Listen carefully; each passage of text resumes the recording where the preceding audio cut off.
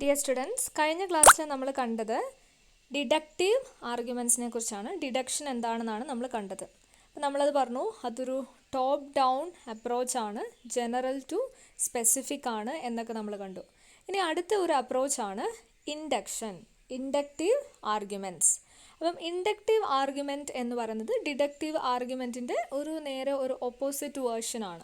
ഇപ്പോൾ ഇൻഡക്റ്റീവ് ആർഗ്യുമെൻറ്റിന് നമ്മൾ ഇൻഡക്റ്റീവ് റീസണിങ് അല്ലെങ്കിൽ ഇൻഡക്റ്റീവ് ലോജിക് എന്നൊക്കെ പറയും. അപ്പോൾ ഇവിടെ നമ്മൾ എന്താ ചെയ്യുന്നത്, നമ്മൾ ബോട്ടം അപ്പ് അപ്രോച്ചാണ് ഇൻഡക്റ്റീവ് റീസണിങ്ങിൽ നമ്മൾ ചെയ്യുന്നത്. ഇവിടെ inductive method consist of studying several individual cases and drawing a generalisation. അപ്പം അതായത് നമ്മൾ ഡിഡക്റ്റീവിൽ കണ്ടത് ജനറൽ ടു സ്പെസിഫിക് ആണെങ്കിൽ, ഇവിടെ ഇൻഡക്റ്റീവിൽ നമ്മൾ എന്ത് ചെയ്യുന്നു, സ്പെസിഫിക് ആയിട്ടുള്ളൊരു കാര്യം പറഞ്ഞതിന് ശേഷം നമ്മളത് ഒരു ജനറലിലേക്ക് പോവുകയാണ് ചെയ്യുന്നത്. അപ്പോൾ this move from specific situation to general conclusion, നേരെ ഓപ്പോസിറ്റാണ്. സ്പെസിഫിക് സിറ്റുവേഷൻ പറഞ്ഞിട്ട് അതിൽ നിന്നാണ് നമ്മൾ ജനറൽ കണ്ടീഷനിലേക്ക് പോകുന്നത്. അപ്പോൾ ഇതൊരു തിയറി ബിൽഡിങ്ങിൻ്റെ ഒരു വേ ഓഫ് തിയറി ബിൽഡിംഗ് ആണ്. Specific facts are use to create a theory that explain a general phenomena. ഇപ്പം ഇൻഡക്ഷൻ എന്ന് പറയുമ്പം തിയറി ബിൽഡിങ്ങിന് യൂസ് ചെയ്യുന്നതാണ്. നമ്മൾ സ്പെസിഫിക് ആയിട്ടുള്ളൊരു കാര്യം പറഞ്ഞിട്ട് ജനറലായിട്ട് കൺക്ലൂഡ് ചെയ്യുന്നതിനാണ് ഇൻഡക്ഷൻ അല്ലെങ്കിൽ ഇൻഡക്റ്റീവ് റീസണിങ് അല്ലെങ്കിൽ ലോജിക് എന്നൊക്കെ പറയുന്നത്. Okay, but this method is open ended and exploratory. കുറച്ചുകൂടി ഓപ്പൺ എൻഡഡ് ആണ്, കാരണം വളരെ സ്പെസിഫിക് ആയിട്ടുള്ളൊരു കാര്യത്തിൽ നിന്നും നമ്മളൊരു ഓപ്പൺ എൻഡഡ് ആയിട്ടുള്ളൊരു കൺക്ലൂഷനിലേക്ക് ജനറലൈസ് ചെയ്യുകയാണ് ചെയ്യുന്നത്. So this is open ended and നമുക്കൊരു 100% ഗ്യാരണ്ടി ഇല്ല ഈ ഒരു ഇൻഡക്റ്റീവ് റീസണിങ്ങിന്. കാരണം ട്രൂത്തിലേക്ക് വരുന്നു എന്ന് നമുക്ക് 100% ഗ്യാരണ്ടി ഇല്ല. 100% ഗ്യാരണ്ടി ഓഫ് ട്രൂത്ത് ഇത് തരുന്നില്ല. ബട്ട് നമുക്കൊരു പ്രോബബിലിറ്റിയെ പറയാൻ പറ്റുന്നുള്ളൂ, ഇത് ട്രൂ ആയിരിക്കും എന്നുള്ളൊരു പ്രോബബിലിറ്റി മാത്രമേ നമുക്ക് പറയാൻ പറ്റുന്നുള്ളൂ. ആൻഡ് നമ്മൾ നേരത്തെ പറഞ്ഞ പോലെ ഇതെന്താണ്, ഒരു ബോട്ടം അപ്പ് അപ്രോച്ച് ആണ്. That is specific to general. Specific to general ആണ്, ബോട്ടം അപ്പ് അപ്രോച്ച് ആണ്. നമ്മളിതിൻ്റെ ഒരു ഡെഫിനിഷൻ പറയുവാണെങ്കിൽ, ആ ഡെഫിനിഷനിൽ ക്ലോവറും വെർണറും ഒക്കെ ഒരു 4 കണ്ടീഷൻസ് പറഞ്ഞിട്ടുണ്ട്. ഇൻഡക്ഷൻ റീസൺ അല്ലെങ്കിൽ ഇൻഡക്റ്റീവ് റീസണിങ്ങിൻ്റെ 4 കണ്ടീഷൻസ് ഇവിടെ സ്പെസിഫൈ ചെയ്തിട്ടുണ്ട്. അത് ഏതൊക്കെയാണെന്ന് നോക്കാം. ഇൻഡക്റ്റീവ് സ്റ്റേറ്റ്മെൻറ്റ് ആകണമെങ്കിൽ ഒരു 4 കണ്ടീഷൻ നമ്മൾ സാറ്റിസ്ഫൈ ചെയ്യണം. First one, observation must be correctly performed and recorded. Data should be accurate. Observation എന്ന് പറയുന്നത് നമ്മൾ കറക്റ്റ്ലി റെക്കോർഡ് ചെയ്യണം, അതേപോലെ പെർഫോം ചെയ്യണം. ആക്യുറേറ്റ് ഡാറ്റ വേണം കളക്ട് ചെയ്യാൻ. Then observation must cover representative case drone from a specific universe. അപ്പം നമ്മൾ പറഞ്ഞു ഇവിടെ എന്താ, ബോട്ടം അപ്പ് അപ്രോച്ചാണ് നടക്കുന്നത്. ബോട്ടം അപ്പ് അപ്രോച്ചാണ് നടക്കുന്നത്. ഓക്കെ, അപ്പോൾ അതായത് സ്പെസിഫിക് ആയിട്ടുള്ള കാര്യത്തിൽ നിന്നും നമ്മൾ ജനറലൈസ് ചെയ്യുകയാണ് ചെയ്യുന്നത്. അതുകൊണ്ട് തന്നെ ഇവിടെ നമ്മൾ കളക്ട് ചെയ്യുന്ന data should be accurate and also it should be drawn from a specific universe. Specific യൂണിവേഴ്സിൽ നിന്ന് അത് കളക്ട് ചെയ്തിട്ടുണ്ടാവണം. Then observation must cover an adequate number of cases. അതായത് സാമ്പിൾ സൈസ് എന്ന് പറയുന്നത് ലാർജ് നമ്പർ ആയിരിക്കണം, ലാർജ് സാമ്പിൾ സൈസ് ആയിരിക്കണം.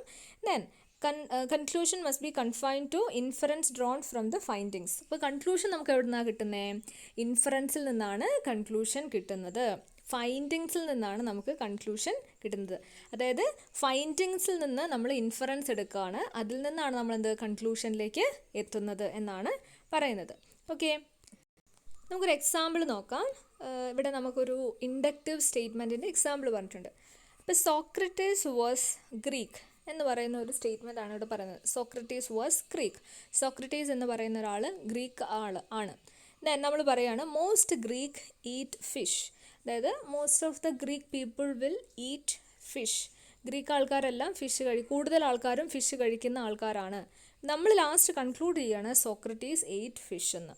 അങ്ങനെ നമുക്ക് കൺക്ലൂഡ് ചെയ്യാൻ പറ്റുമോ? ഇതാണ് ശരിക്കും നമ്മൾ ഇൻഡക്റ്റീവ് റീസണിങ്ങിൽ ചെയ്യുന്നത്. അതായത് നമ്മൾ ജനറൽ ആയിട്ടുള്ള സ്പെസിഫിക് ആയിട്ടുള്ളൊരു കാര്യം ആദ്യം പറയുന്നു, അതിൽ നിന്ന് നമ്മൾ ജനറലൈസ് ചെയ്യുകയാണ്. അതായത് പിന്നെ എല്ലാ Greek, most of the Greek, എല്ലാ എന്ന് പറയുന്നില്ല, ഓൾ എന്ന് പറയുന്നില്ല, ഭൂരിഭാഗം ഗ്രീക്ക് ആൾക്കാരും ഫിഷ് കഴിക്കുന്ന ആൾക്കാരാണ്. സോക്രട്ടീസ് ഒരു ഗ്രീക്കുകാരനാണ്, അതുകൊണ്ട് സോക്രട്ടീസ് എന്തായാലും ഫിഷ് കഴിക്കും എന്ന് പറയുകയാണ് ഇവിടെ ചെയ്യുന്നത്. ഇതാണ് ഇവിടെ സംഭവിക്കുന്നത്. സ്പെസിഫിക് ആയിട്ടുള്ള കാര്യത്തിൽ നിന്നും ജനറലൈസ് ചെയ്യുകയാണ്. പക്ഷെ നമുക്ക് അങ്ങനെ പറയാൻ പറ്റില്ല. അതാണ് പറഞ്ഞത്, ഡിഡക്റ്റീവിനെ കഴിഞ്ഞും വളരെ വീക്കായിട്ടുള്ള ഒരു ടൈപ്പ് ഓഫ് അപ്രോച്ചാണ് ഇൻഡക്റ്റീവ് എന്ന് പറയുന്നത്. Okay, While premises were true, it is possible that conclusion was false. Maybe Socrates was allergic to fish. അങ്ങനെ ആകാം അല്ലേ? കാരണം എന്താണ്, നമ്മളിപ്പോൾ പ്രമിസ് പറഞ്ഞ രണ്ട് പ്രമിസും ശരിയാണ്. സോക്രട്ടീസ് എന്ന് പറയുന്ന ആൾ ഗ്രീക്ക് മനുഷ്യനാണ്. പക്ഷേ ഇവിടെ പറയുന്നത് എന്താ, most of the Greeks eat fish എന്ന് പറയുന്നതും കറക്റ്റ് ആയിട്ടുള്ള പ്രമിസാണ്. രണ്ട് പ്രമിസുകളും ട്രൂ ആണ്. പക്ഷേ ഈ കൺക്ലൂഷൻ എന്ന് പറയുന്നത് ട്രൂ ആവണമെന്ന് ഒരു നിർബന്ധവുമില്ല. കാരണം സോക്രട്ടീസിന് ചിലപ്പം ഫിഷ് അലർജി ആയിരിക്കാം, അല്ലെങ്കിൽ അദ്ദേഹത്തിന് താല്പര്യം ഇല്ലായിരിക്കാം. അപ്പോൾ നമുക്ക് അങ്ങനെ കൺക്ലൂഡ് ചെയ്യാൻ പറ്റില്ല എന്നാണ് ഇവിടെ പറയുന്നത്. അപ്പോൾ അതിൻ്റെ കാരണം എന്താണ്, inductive approach is weaker than deductive approach. അതാണ് അതിൻ്റെ കാരണം. അതായത് കൺക്ലൂഷൻ ചിലപ്പോൾ തെറ്റിപ്പോകാം. പ്രമിസസ് രണ്ടും ട്രൂ ആണ്. നമ്മൾ ഡിഡക്റ്റീവിൽ എന്താ പഠിച്ചത്, പ്രമിസസ് രണ്ടും ട്രൂ ആണെങ്കിൽ കൺക്ലൂഷൻ എപ്പോഴും വാലിഡ് ആൻഡ് ട്രൂ ആയിരിക്കും എന്നാണ് പഠിച്ചത്. പക്ഷേ ഇൻഡക്റ്റീവിൽ നേരെ തിരിച്ചാണ്, കൺക്ലൂഷൻ തെറ്റാം. പ്രമിസസ് രണ്ടും ശരിയാണെങ്കിൽ പോലും കൺക്ലൂഷൻ ചില സമയത്ത് തെറ്റിപ്പോകാനുള്ള സാധ്യതയുണ്ട്.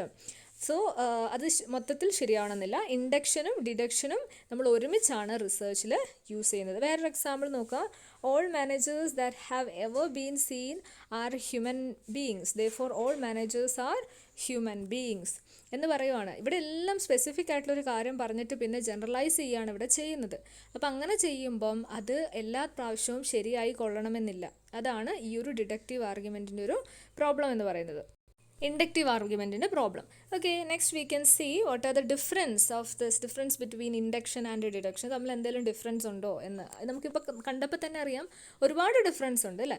അപ്പോൾ അതിൽ ഏതൊക്കെയാണ് നമുക്ക് പോയിൻ്റ് ഔട്ട് ചെയ്ത് പഠിക്കാം. അപ്പോൾ ഇവിടെ inductive research is a model in which theories are developed from specific observation. സ്പെസിഫിക്കിൽ നിന്ന് ജനറലിലേക്കാണ് നമ്മൾ പഠിച്ചു അല്ലേ. സ്പെസിഫിക്കിൽ നിന്ന് ജനറലിലേക്കാണ് എന്തിൽ പോകുന്നത്, ഇൻഡക്റ്റീവിൽ പോകുന്നത്. നേരെ മറിച്ച് ഡിഡക്റ്റീവിലാണെങ്കിലോ നമ്മൾ പോകുന്നത് ജനറലിൽ നിന്ന് സ്പെസിഫിക്കിലേക്കാണ് നമ്മൾ പോകുന്നത് അല്ലേ. ഇവിടെ ഇൻഡക്റ്റീവിൽ നമ്മൾ സ്പെസിഫിക് ആയിട്ട് കാര്യം പറഞ്ഞിട്ട് പിന്നെ ജനറലൈസ് ചെയ്യുക, അതുകൊണ്ടാണ് അത് തെറ്റിപ്പോകാൻ സാധ്യതയുണ്ടെന്ന് പറയുന്നത്. പക്ഷേ ഡിഡക്റ്റീവിൽ അങ്ങനെ ഒരു പ്രോബ്ലം ഇല്ല. നമ്മൾ സ്റ്റാർട്ട് ചെയ്യുന്ന എവിടെ നിന്ന്, starting from the general statement and conclusion leads to a specific statement അല്ലേ. പ്രമിസസ് രണ്ടും ചിലപ്പോൾ ജനറൽ സ്റ്റേറ്റ്മെൻറ്റ് ആകും, എന്നിട്ട് നമ്മൾ എങ്ങോട്ടാണ് കൺക്ലൂഡ് ചെയ്യുന്നത്, ഒരു സ്പെസിഫിക്കിലേക്കാണ് നമ്മൾ കൺക്ലൂഡ് ചെയ്യുന്നത്. അപ്പോൾ അതുകൊണ്ടാണ് ഇത് കുറച്ചും കൂടെ ഇൻഡക്റ്റീവിനെ കഴിഞ്ഞും കുറച്ചും കൂടെ സ്ട്രോങ് അപ്രോച്ച് ആണെന്ന് പറയാൻ കാരണം. അപ്പോൾ ഫസ്റ്റ് ഡിഫറൻസ് എന്ന് പറയുന്നത് അതിൻ്റെ ഒരു മൂവ്മെൻ്റ് ആണ്. പ്രമിസിൻ്റെയും കൺക്ലൂഷൻ്റെയും ആ ഒരു ഡിഫറൻസ് ആണ് പറയുന്നത്. അപ്പോൾ ഇവിടെ ഒരു എക്സാമ്പിൾ പറഞ്ഞിട്ടുണ്ട്. A researcher observe that people from north India who visit Kerala prefer tea than coffee. He uses inductive approach and concluded that all North Indians prefer tea instead of coffee. If he adopts a deductive approach, first of all, he will make a hypothesis that North Indians prefer tea over coffee. Then he will collect information and make analysis to prove whether the hypothesis is true or not. അപ്പോൾ ഇവിടെ ഒരു example പറഞ്ഞേക്കുവാണ്. North ഇന്ത്യൻസിന് tea ആണ് കോഫീനേക്കാൾ കൂടുതൽ ഇഷ്ടം.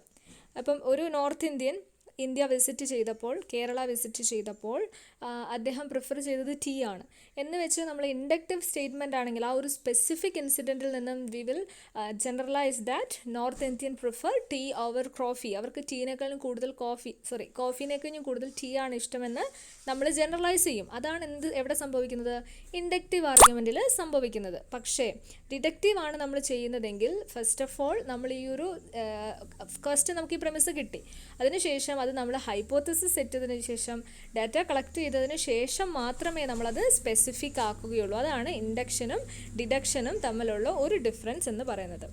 അടുത്തത് എന്താണ്, inductive reasoning open ended ആണ്. നമ്മൾ കണ്ടു ഓപ്പൺ എൻഡഡ് ആണ്. മറ്റേത് എന്താണ്, ഡിഡക്റ്റീവ് എന്ന് പറഞ്ഞിട്ടുണ്ടെങ്കിൽ and investigative particular time of beginning, അത് ഓപ്പൺ എൻഡഡ് ആണ്. ഡിഡക്റ്റീവ് ആണെങ്കിലോ സ്പെസിഫിക് ആണ്, ഓപ്പൺ എൻഡഡ് അല്ല. കാരണം എന്താ, റിസൾട്ട് എന്ന് പറഞ്ഞാൽ എപ്പോഴും സ്പെസിഫിക് ആണ് ഡിഡക്റ്റീവിൻ്റെ കേസിൽ. ഇൻഡക്റ്റീവിൻ്റെ കേസിൽ റിസൾട്ട് എന്ന് പറയുന്നത് സ്പെസിഫിക് അല്ല, ജനറൽ ആയിട്ടാണ് റിസൾട്ട് വരിക. Then third one, estimation may be taken as inductive, testing of hypothesis taken as deductive. അപ്പം എസ്റ്റിമേഷൻ നമ്മൾ റിസർച്ചിൽ ചെയ്യുന്ന എസ്റ്റിമേഷൻ എപ്പോഴും നമ്മൾ ഇൻഡക്റ്റീവ് ആയിട്ടാണ് എടുക്കുക, പക്ഷേ ഹൈപ്പോത്തസിസ് ടെസ്റ്റിംഗ് എപ്പോഴും എന്തായിരിക്കും, ഡിഡക്റ്റീവ് ആണ്. ദെൻ ഫോർത്ത് വൺ, ഡിഡക്ഷനിൽ നമ്മൾ പറഞ്ഞു ടോപ്പ് ഡൗൺ അപ്രോച്ച് ആണ്, അതായത് മേളിൽ നിന്ന് താഴേക്കാണ് വരിക, ജനറൽ ആയിട്ടുള്ള കാര്യം പറഞ്ഞ് സ്പെസിഫിക്കിലേക്ക് എത്തുന്നു. അതേസമയം ഇൻഡക്ഷനിലോ നമ്മൾ ജനറൽ ആയിട്ടുള്ള കാര്യം സ്പെസിഫിക് ആയിട്ടുള്ള കാര്യം പറഞ്ഞ് നമ്മൾ ജനറലിലേക്ക് പോവുകയാണ് ചെയ്യുന്നത്. ബോട്ടം അപ്പ് അപ്രോച്ച് ആണ് ഇൻഡക്ഷനിൽ നടക്കുന്നത്.